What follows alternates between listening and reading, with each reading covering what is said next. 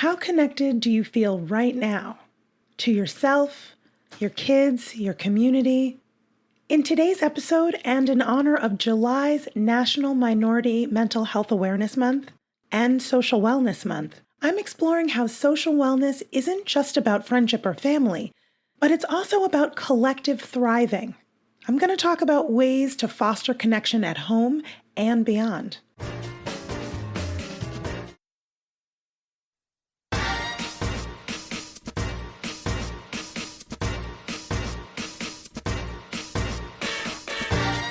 Welcome back to Project Parenthood. I'm your host, Dr. Nanika Coor, clinical psychologist and respectful parenting therapist. This is a space not only for parenting tips, but also an invitation into the layered, liberating process of becoming, deepening your connection with your child while healing, unlearning, and reshaping what's possible in community. Before we dive in, I want to invite you to take a couple of moments to just arrive fully in the present moment. Notice your breath. Is it fast or slow? No need to change it or label it as good or bad, right or wrong. Just notice. Feel the support of the ground or the chair beneath you. What's present for you right now? Any sensations, thoughts, or emotions? Just notice. I like this seemingly simple check-in because it helps strengthen awareness and puts you here with me for just a few minutes. And it's also a tool for showing up more fully with your kids. July marked both National Minority Mental Health Awareness Month and Social Wellness Month. Both are reminders that connections to others aren't just nice to have, they're essential for mental health. Strong social bonds improve a person's stress and immunity response and overall well-being. Also, for many families, especially those from marginalized communities, creating and sustaining those connections can feel more difficult and more crucial at the same time. As I talk about these ideas, see if you can tune into how they land in your internal landscape as thoughts, images, sensations, memories, or even physical urges to move. Let's get into it. I want to talk now about how social connection is actually protection. As I mentioned, both National Minority Mental Health Awareness Month and Social Wellness Month were observed in July. And both stand out to me as highlighting the ways that one's social and community context make a big impact on their mental health. A person's experience of their relationships, support systems, and sense of belonging either protect them from stress or leave them vulnerable to it. A person's access to quality social or community connection is affected by what's called the social determinants of physical health and mental health. Social determinants of mental health are the life conditions that shape how human bodies, minds, and emotions develop in response to the world around them, like whether or not we have access to safe housing, well-resourced schools, enough food, or enough people who care about us. These things affect our mental health just as much as, or perhaps even more than, what's physically going on inside our brains. And because these conditions are often unfairly influenced by money, power, and the people who make the rules, not everyone gets the same chance to feel safe, to feel supported, or to feel well. For marginalized communities, including but not limited to Black, Indigenous, and other people of color, or BIPOC folks, LGBTQIA+ folks, disabled and immigrant communities, the social and community realms of their lives often means navigating discrimination and systemic barriers that may not only create chronic stress and isolation, but also shape a person's capacity to seek support, how someone is seen by providers, and whether a person is even offered quality care in the first place. At the same time, many marginalized communities have ancestral traditions of care, communal support, and wisdom passed down through generations that have served as powerful protective factors in the face of social and economic oppression. So, while working to eliminate these disparities, There can also be a leaning into community practices that have always been nourishing. When systems are built so that everyone can thrive, everyone benefits. And when families have access to supportive relationships and feel genuinely connected to their communities, they're better equipped to handle life's challenges and help their children develop resilience. So, what might social wellness look like at home? Your social wellness is a key determinant of your emotional and psychological health, especially for families historically excluded from mainstream systems of care. Social belonging is truly medicine. A person who feels socially supported has a nervous system that is co-regulated by that support and an identity that's validated by that support. To foster this at home, start with connection to yourself.